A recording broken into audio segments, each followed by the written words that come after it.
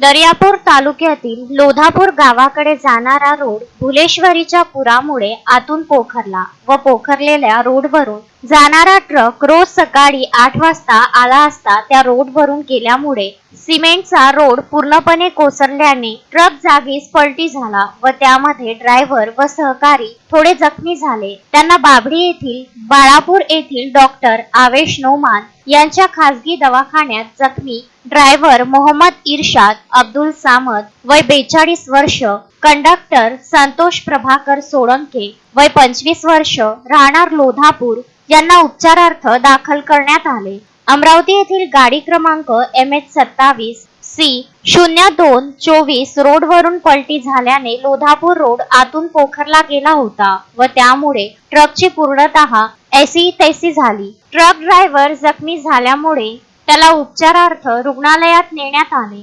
याकडे नगर परिषदेने त्वरित लक्ष देऊन त्या रोडची दुरुस्ती किंवा तो रोड बनविण्यात यावा अशी मागणी मूर्तिजापूर रोड मॉर्निंग क्लबचे संचालक विलास पाटील यांनी केली आहे।